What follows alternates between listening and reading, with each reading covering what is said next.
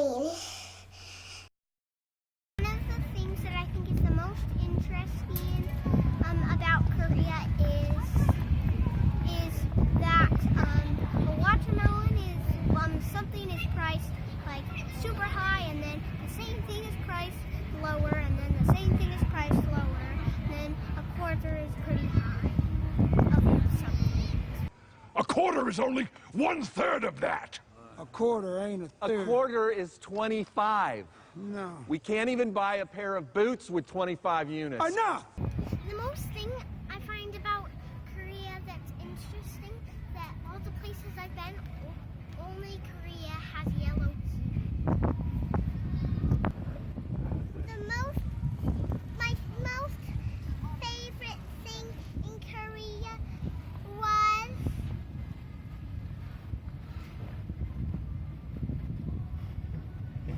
this is the only place that I've seen level TV in. Okay. The swimming here was really different. The thing I think that is the most interesting about Korea is it's like this little slice of utopia. We can leave our scooters out in the wide open spaces for 3 hours and nobody will steal them. 30 days in, the thing I love about Korea is the quick access to as many corn dogs as you want. You know? Do you like blueberries? Hey. All right, welcome to the Diapers on a Plane podcast. This is episode number 15. This is week 5 in Korea, and today we're just going to be talking to you about what it is like been living here for a full month. So we've been expatting in South Korea for a full month.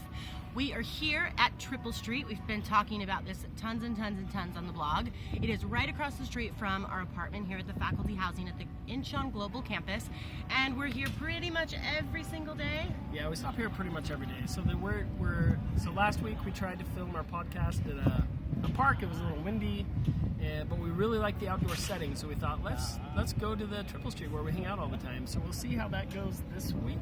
We're trying to project our voices a little bit. We felt like last week you had to turn the volume all the way up. Hopefully it'll be a little bit better this week. Hopefully the wind will be dimmed down a little bit. But let's get right into business. So what has it been like for you being an expat for a full month now? And you still have like 5 weeks to go. It's been a really neat experience. So I feel like I'm a little bit homesick, but not homesick. I feel like I found a new home, but it's not really my new home. So it's like I'm getting used to being here and accustomed to all the situations, everything we come across. So it's been nothing like I've ever experienced in my life. Look at me, baby, right now. And it's been a lot of fun.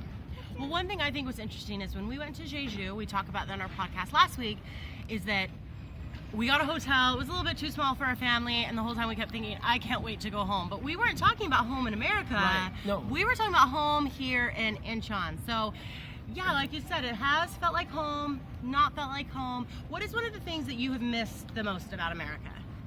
So that's really hard to say, right? Because as time goes on, it seems like I miss things less. I just get used to being here. I think I miss having a car. And being able to drive around. So we take the subway everywhere here. And when we first got to Korea, we were taking the subway, and it felt like it took 3 hours to get anywhere and everywhere, right? And because we didn't know the place, and it was frustrating. And now as time goes on, we've gone back to some of those places, and we're like, oh wow, that took 25 minutes. Yeah. And I'm not sure if we're just reading the directions better or what, but it seems like we're getting used to the subway system and not having a car. See, and I really like not having a car. Like, it is so much work to get 4 kids in and out of the car, in and out of car seats. Do you have your seatbelts on? Just getting to the car, opening the door. Who's going to shut the door? Who's going to push the button?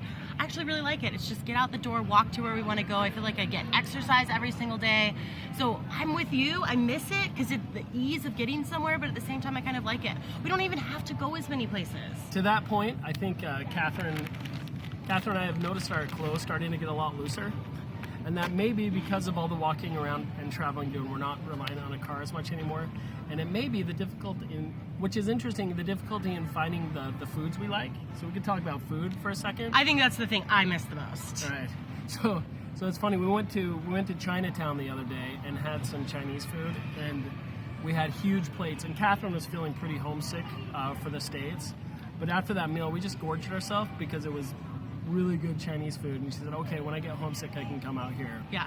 But the funny thing, too, about the food here is they're big on kimchi. And we're not big kimchi fans, but I find myself picking at it every time I eat. And I'm not going to lie, I'm kind of starting to like the kimchi. Okay. Which I don't ever pick at it. She never picks at it. She's not liking it. But I remember specifically we bought some candies, some bags of candies at one of the stores that we thought would be kind of like a Snickers. And we took it home to our apartment and we ate some of it and we said, this does not taste good. And we put it in the instead of throwing it away because we thought about it, we put it up in the cabinet. And a few weeks later, I pulled it back out again and took a bite. And I'm like, is this the same candy we ate before? Because this tastes really good now. Yeah, so little things like that. We're definitely getting more used to living here. What I wanted to point out that I thought was really funny is I'm an American, born in America, lived in America my whole life, aside from traveling. And right here now, when I'm in Korea, if I'm missing America, I'm gonna go to Chinatown. Like, yeah, it's fascinating. How's that? And it's probably because her go-to fast food is Panda Express back home. But the Chinese food, the Korean Chinese food is phenomenal. Superb. It's the best stuff I've ever tasted. So awesome. And so delicious. Well, I think even at Triple Street here, when we first got here, the menu is all. We went past the restaurants. Another cherry. We went past the restaurants and they all looked the same. And we're like, we don't know where to eat because all the food looks the same. So 30 days in, we're starting to recognize which foods are which. Yeah. And so it seems like the world's kind of opening up. It's taken 30 days for that to happen, which we still have another 30 plus. So I'm excited for all the stuff we're going to run into coming up. Yeah, it'll be really fun. All right, so we wrote a blog this week. It was called The 15 Top Cultural Differences Between America and South Korea. Now, I shouldn't say top because we don't know everything about South Korea, but what I can say is that this is definitely the top ones that we've noticed the most. Okay, let's count that out. Okay, another thing that is really different about here than America that I am 100% missing is swimming. Yes. Like in America, the kids and I spend every day at the pool. That's all we do, all day long. Morning, actually not morning because they don't open until noon. Noon until the pool closes, we are at the pool and we are swimming and we're diving off the jumping board and we're perfecting all of our skills, we're playing. And we have gone swimming twice. And one was horrible. It was like swimming laps. And the other one was a primary activity. And that was super fun. But it's not something that we can accomplish every single day. So one thing we've noticed, and with our swimming here, that we've had a lot of swimming fails here. We had one in Jeju, we talked about it last week, but really it seems like swimming here is so structured and regimented, and there's so many rules that it's not a lot of fun for kids. Yeah. One of the Koreans I was chatting with at church was telling me that he thinks it's because not a lot of Koreans know how to swim. Yeah. And there's a lot of fear about swimming. Yeah. So kids wear life vests, they wear full-on bodysuits, they wear swim caps, they wear goggles, they wear swim shoes. Everybody wears the same swim attire. So that same gentleman I was talking to gave us directions to a swimming park that is supposed to be a little bit more free-form, letting kids play and do what they want. And I think that's part of it too. Kids who swim here because there's the fear of the water. And this is my assessment. I don't know if this is a fact, so feel free to correct me in the comments because we'd love to find out more, but it seems like if the kids are in the water, they have to be watched and taught and structured. There doesn't seem to be a lot of horseplay. Yeah. That being said, we have gotten news that there are some water parks near like Everland that are supposed to be more like traditional water parks, so we look forward to checking those out. So swimming season here in Korea is July and August. So we really haven't been able to do much swimming yet, even if there were a swimming culture here. But come July and August, unfortunately, we're gonna have to go out on Saturdays because of school, but we are gonna be hitting those water parks and we will bring back to you what we think of them. Lotte World has one, Everland has one, and we're definitely gonna be trying out both of those. So that's the plan. Yeah. All right. So what else have we discovered here that is? Well, 30 days in, we've mentioned it before, but we'll say again, they love kids here. It's a very family-friendly country everywhere we've gone. Here at Triple Street, they have nursing rooms, they have champion sports places. You can get a helium balloon out of a vending machine. So they love kids, and they love taking care of kids. And stuff that wouldn't be okay in the States are okay here, I guess. People come up all the time and caress our kids. Strangers want to hold our babies, and we get a lot of candy from strangers here. So people are constantly giving our kids ice creams and candy, and they're just really excited to see our kids. So we put those in a bag, and we'll usually come home at night with a sack full of candy that strangers have given us. So we love that about this country, although we have to explain to our kids that normally not okay. Well, the main difference in Korea is they're giving the parents and the kids the candy. In America, if you're getting candy from strangers, you're typically separated from your parents. So in that regard, it's not alluring. It's not candy to lure your kids away. It's a gift of candy. Yep. So 30 days in as well. One thing I wish we had done day one was bought our kids scooters. Oh, yes. Yes! So in Korea, every kid has a little like Razor scooter, except they have two front wheels and they kind of move on, they kind of have an axle so the kids can lean and they kind of move, and so it's really handy. You can just drag a kid along. But since we walk and we travel by subway so much, the scooters have just saved us. Like, the kids no longer cry that they don't want to walk anymore. They're happy to go places on their scooter, and it's just saved my arms, and my exhaustion has been my only lament about the scooters is I wish we could get like a little baby seat for Molasses to sit in on one of the older kids' strollers, because she still has to be carried everywhere. The child does not like to be in a stroller. She doesn't even like to be baby weared, which I don't know how parents baby wear their kids, because every 10 minutes she wants to be out, she wants to be moving, she wants to see something, she wants to nurse, she wants something. So, but 3 out of the 4, that's pretty good. Yeah. I want to point out that Catherine just called the scooter a stroller. And our 4-year-old asked me last night, or Miss Pie asked me yesterday and said, Mom keeps calling our scooter a stroller. And so it's like, yes, anything that carries a child is a stroller. So we keep calling them strollers. Yeah. And sometimes we treat it as a stroller. Our youngest will actually sit down on her bum, and Yeah. I can just walk and pull her scooter along. Yeah. Anyway, all the kids in Korea, not just our kids, everybody is on scooters here. Yeah. It's a scooter-friendly country. Yeah. And if your kids don't have scooters, you are missing out, they are missing out, and you're the odd one out. So, point of note, if you're in Korea, if you are listening to this, you can get the cheapest scooter. A lot of them are priced at about $178 US. You can get one over at the Lotte Mart, which is near the Costco by Central Park, for $30. Which is about $25. So we got Yeah. we got the cheapest ones we could get, and they've been fantastic. They've been awesome. They have been And just we great. were thinking about taking them home, but I'm kind of thinking they're getting used so much that they will be trashed by the time we go home. So, They will be devastated. We have to take them home, right? All right. so what else we have? We have lots of fish. So fish is huge here. I don't know if we've mentioned that.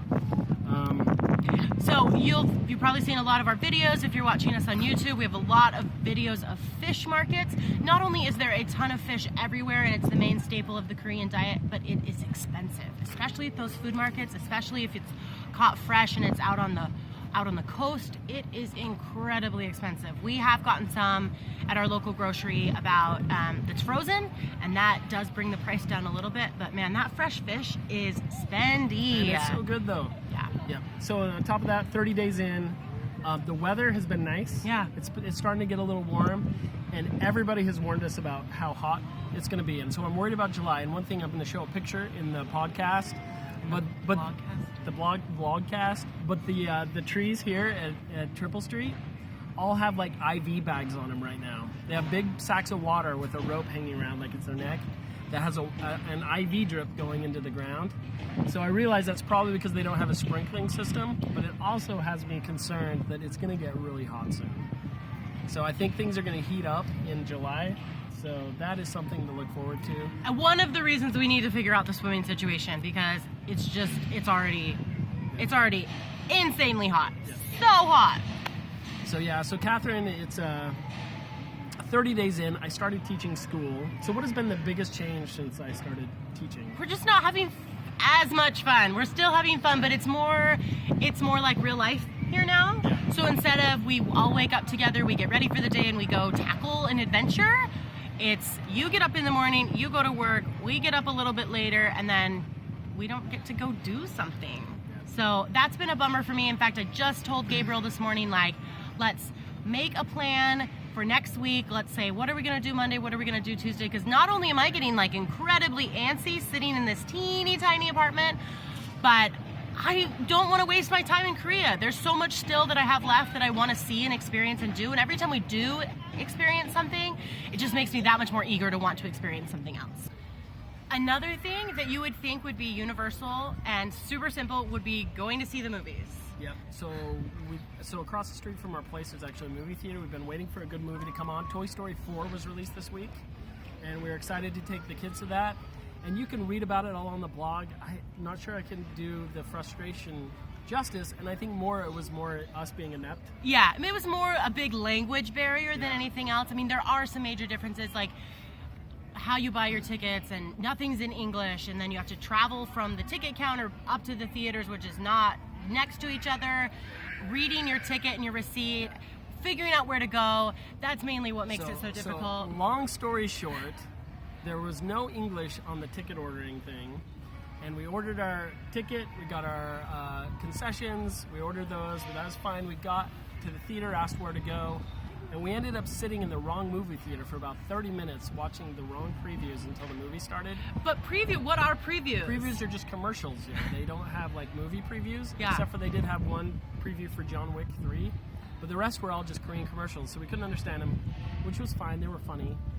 But then 40 minutes later, we're in the wrong theater and our movie had already started. So we had to go down, get new tickets, and go Figure to it the all right, out. go to Ask the right for a theater. refund. All this like conversation type language that you have to know that we didn't know any of, and trying to do that. Because the thing is like you can get by in another country without knowing any of the language. You can do that just fine. And I hear that a lot. Like people are like, I'm afraid to travel because of the language barrier. Yeah. You can get by just fine. You have phones that translate for you, but there's always just a little bit of, did they really understand what I needed? Right. So I kept asking them which movie theater should I go to, and they kept saying 4, and they thought I was asking what version of Toy Story it was. Anyway, long story short, we got to see the movie. Yeah. Next time we'll do it right. Yeah. So it's those learning pains of trying to figure things out, but no harm. Speaking of the movie theaters, though, I think this segues into the garbage thing. Okay. But at the movie theater, everybody picked up after themselves Yeah. when they left. The place was spotless, except I think there were a few other American viewers, and there was like popcorn and wrappers and crap all around their seats. Yeah. If you're wondering, I just meant to add, the movie is in English. Yeah, the movie was in English, subtitles in Korean. Yeah. Yeah, so they have a clean zone. So you empty out, you bring everything that you brought into the theater with you, and you put it in the clean zone. You clean up after yourself. So very different than Utah. In Korea, they're very serious about their garbage. If you eat like something from a vendor or a restaurant anywhere, you can return that garbage back to them, as well as they're very big on sorting their garbage in the proper receptacles. Yeah, garbage bags are hard to find here. Oh my goodness. If you want to know what I miss the most about America, it's having a garbage with a garbage liner in it that I can tie up and put in the garbage. Like, I don't even mind sorting the garbage. Like, we recycle at home. I keep everything glass because that's what I keep all of our leftovers in, and we drink out of mason jars. But I just want to be able to put it in a trash can. Like, it's just all over the place all the time, and it's the thing I miss definitely the most. Yeah, we're gonna figure that out at some point. So the garbage is very serious here. They're very clean. It's a very clean place. What else we're gonna cover? All right, and the last thing is just the thing we were talking earlier, like, what would you want to know? What would be the number one thing you would want to know if somebody was coming to live in Korea? And it would be, where do you go grocery shopping? If you have 1 or 2 kids here, I'm starting to wonder if that's maybe why they only have 1 or 2 kids, because we have 4 and we cannot keep them fed. They're hungry all the time because things come in. You can buy an apple, an individually wrapped apple, one individually wrapped apple. Everything's individually wrapped. Even at Costco, you can buy a crate of individually wrapped apples here. So keeping our kids fed has been a huge struggle. So when we first got here, we knew that we really wouldn't be able to go to Costco because you buy things in bulk at Costco. And traveling on the subway, nobody ever said that they wanted to do that. And so we tried every other grocery store, and then ultimately we went back to Costco because, again, we've got 4 kids, 2 adults, we got to keep them fed, and Costco's the place to do it. Yep. And I think as far as food goes, everyone we've talked to coming here, they've told us, like, especially in Seoul, I think it would be fine here too, is that you can have food delivered to your house in like 10 seconds and it's really cheap. So it's almost cheaper to get takeout food than it is to eat at a restaurant or buy food. Problem is you have to have a Korean phone number to do that, so it's been really hard. I've used Uber Eats like once or twice, and that was really fast and good, but it was from like an expensive like American places. It was unbelievably fast. Yes, so they zip around on scooters. They have food at your door in 2 seconds. You'll see these scooters zipping around all the time. So that's something we're still getting used to, and I'm sure we'll have a lot more updates as we go on. All right, so thanks for coming along. If you have any questions about living life in Korea as an expat or just coming to visit, we would love to answer your questions. We are by no means the experts, but we can definitely tell you about our experience and our funny stories and definitely how we did it wrong. Be sure to check us out on Instagram, Facebook, and Twitter. If you are listening to this on a podcast player, you can also catch us on YouTube, where we share a lot of videos just of our everyday lives here and what we're seeing through our own eyes. Yes, thanks for checking us out and following us on your journey. We appreciate you watching. Bye-bye.